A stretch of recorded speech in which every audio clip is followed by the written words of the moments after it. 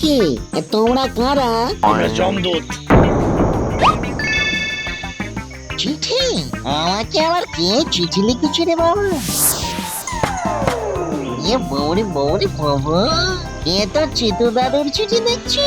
এই কেসটা কি এত চাপের আদেশ দিয়েছে কেন? যাই খ্যাগো জেঠুর কাছে গিয়ে কেসটা বুঝে আসি।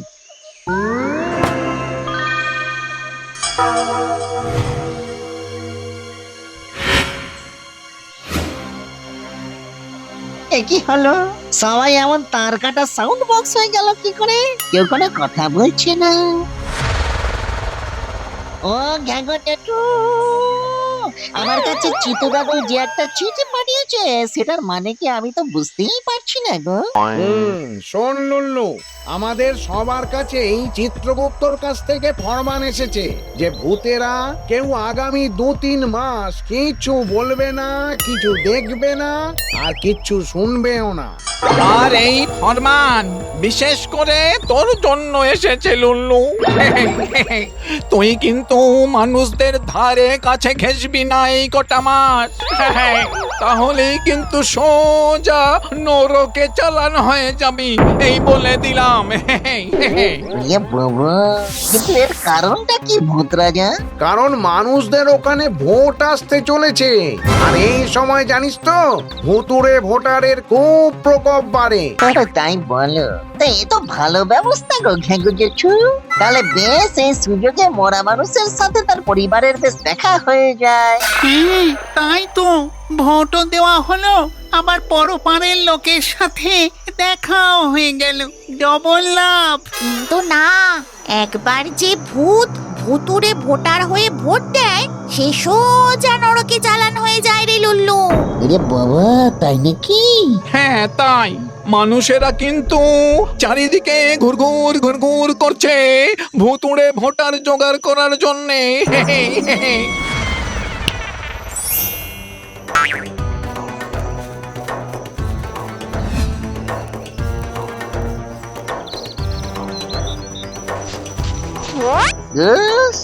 এইভাবে থাকা কি আমার পোষায়? আমি হলাম লেলে ভূত। যাই একটু হাওয়া খেয়ে আসি। কারো কথায় কান্না দিলেই হবে? এই যে ভাই, তোমার সাথে একটু কথা ছিল।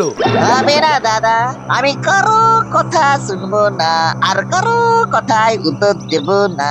আচ্ছা ঠিক আছে, শুধু এটা বলো যে তোমার বাড়ি বেগুন কদরে ছিল কিনা? আর তোমার নাম কি ছিল? গদাই বসাক ছিল?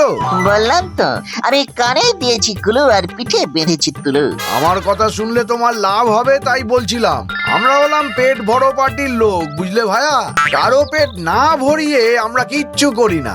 মানে ভাই বাহ, তা আপনার কথা শুনলে কিভাবে কার পেট ভরবে? তার আগে বলো দেখি তোমার বাড়ি বেগুন কদরে ছিল কিনা? মানুষ হিসেবে তোমার নাম কি গদাই বসাক ছিল? মানে আমি হলাম লেলু ভূত। এর নামে কি আসে যায় বলুন তো পেট ভরো দাদা? হ্যাঁ, লাভ হলে আমি বেগুন কদর কেন, উচ্ছে পোতা, পটল পোড়া, আলু পোস্ত সব জায়গার লোক হতে পারি। বাহ, এই তো কাজের কাজ করার মতোই কথা লুল্লু। শোনো, আমাদের পার্টির একটাই মন্ত্র, পেট ভরো পেট ভরাও। তুমি আমাদের ভোটের দিন আমাদের বেশ কিছু ভুতুড়ে ভোটার জোগাড় করে দিলেই হলো, আমরা তোমার পেট টাকা দিয়ে ভরে দেব। টাকা দিয়ে আমি কি করবো বলুন তো পেট ভরো দাদা? তাহলে কি চাও বলো তো? মানে সোনা দানা কিছু নেই?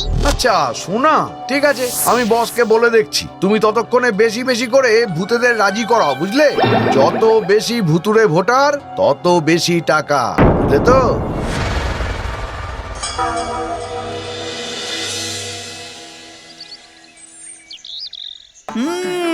তাই এটা তুই মন্দ বলিস নি রে লুল্লু।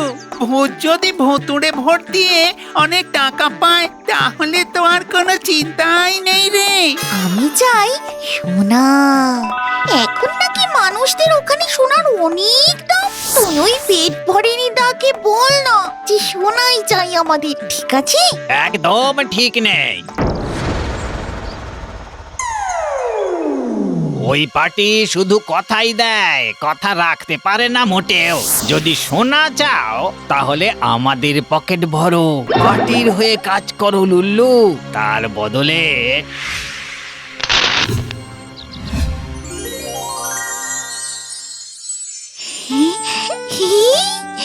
ওরে বাবা, কত সোনা! ঠিক আছে, আর কোনো চিন্তা নেই পকেট কাটা দাদা, আমরা আপনার পার্টির ওই ভোট দেবো, ঠিক আছে? পকেট কাটার কথা কেন আসছে? আমরা হলাম পকেট ভরো পার্টি। দাদা, এত চাপ নিচ্ছেন কেন? কারো পকেট ভরতে গেলে তো কারো না কারো পকেট কাটতেই হবে। যাই হোক, তুমি তাহলে বলো কটা ভুতুড়ে ভোটার জোগাড় করতে পারবে, সেটা আমার পার্টির বড়দাকে জানাতে হবে তো। ইয়ে মানে আর কোনো চিন্তা নেই পকেটে ছেঁদা দাদা, আমরা সবাই মিলে সব ভুতুড়ে ভোটারকেই আপনার দলের হয়ে ভোট দেওয়াতে রাজি করাবো। শুধু বস্তা বস্তা সোনা যেন আমাদের কাছে পৌঁছে যায়, মানে ঠিক আছে? তাহলে ওই কথাই রইলো, সব কটা ভুতুড়ে ভোটার আমাদের পার্টির হয়ে ভোট দেবে, ঠিক আছে? ডোন্ট ডু চিন্তা, তাকে দিন নিমতা।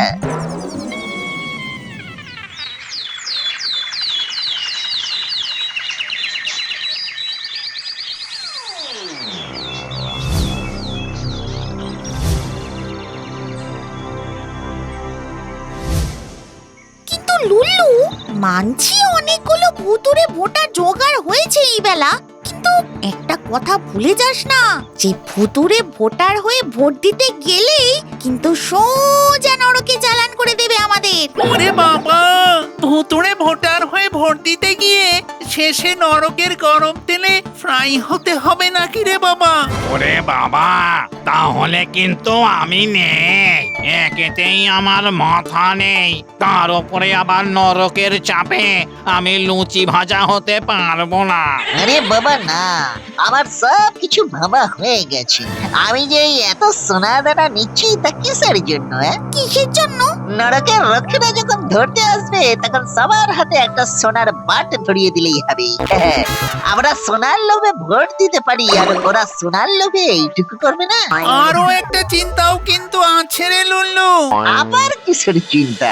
না রে লুল্লু, তুই তো পেট ভরাও পার্টি আর পকেট ভরাও পার্টি, দুই পার্টিকেই কথা দিলি যে ওদের হয়ে ভোট দেব, তাহলে আরে ভোটটা দেব কার হয়ে? এত চিন্তা কিসের? সবাইকেই ভোট দিলেই হবে, মিটে গেল। না, মিটে গেল না লুল্লু, এখন আর সেই দিন নেই। এখন কি সব আধুনিক মেশিন এসেছে, যাতে একবার টিপলেই মেশিন বন্ধ হয়ে যায়, আর ভোট দেওয়া যাবে না। এ মাথা নেই, সেই মাথাকে আর খাটাস না স্কন্ধ কাটা। সব সময় মনে রাখবি, আইন আর আইনের ভাগ হলো দুই ভাই, পাশাপাশি থাকে। মানে আবার কি? যেখানে এতগুলো ভূতুড়ে ভোটার ভোট দিতে পারে, সেখানে মেশিনের উপরেও যে ভূত চেপে বসবে না, সেটা কে বলতে পারে? মানে আসতে পারি? আপনি কে দাদা? আমি হলাম গিয়ে খেয়ে মুখ মুছে নাও পার্টির নেতা গুলবাহার গড়গড়ি। আমার কিছু ভুতুড়ে ভোটার চাই। কিন্তু আমরা তো আগেই মানে আগেই আপনার জন্য অপেক্ষা করছিলাম গুড়ি দাদা, কোনো চাপ নেই। ভূতুড়ে ভোটার হয়ে যাবে, কিন্তু বদলে আমরা কি পাবো দাদা? বাবা, হিরে! ইয়েস, হিরেই আমাদের কারবারের আসল জিনিস, আর এগুলো সবই তোমাদের আগে থেকেই দিয়ে গেলাম। সময় মতো আমাদের গামছা চিহ্নে ছাপটা দিয়ে দিলেই হবে। বাহ, আর আপনাদের ওই চিহ্নটাও খুব ভালো হয়েছে, গামছা। হ্যাঁ, পাবলিকের টাকা খেয়ে দে বেশ মুখ মুছতে কাজে লাগবে। আর কারোর সাথে কোনো কথা বলবে না কিন্তু। এই তো দাদা, আমি কানে দিয়েছি মুলো আর পিঠে বেঁধেছি ধুলো, কোনো চাপ নেই।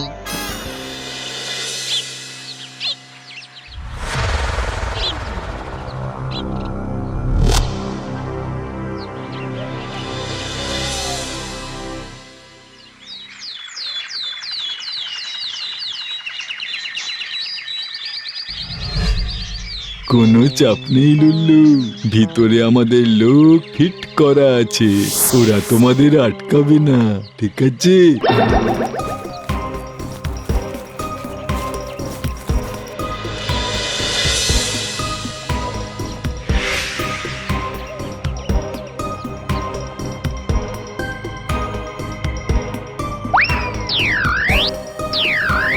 এটা কি হচ্ছে?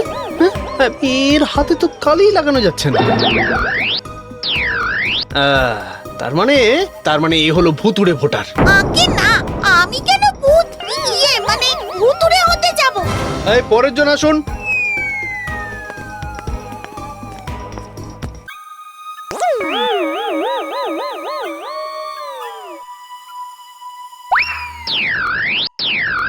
এই এই এরা সব ভুতুড়ে ভোটার, হ্যাঁ সব। সেই জন্য কারোর গায়ে কালি লাগছে না।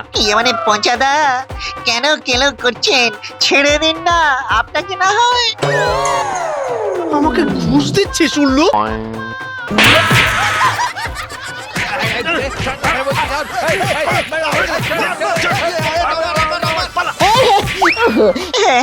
এই সৎ লোকগুলো হলো সব জায়গায় নষ্টের গোড়া, সব কিছু ফসকে গেল তো।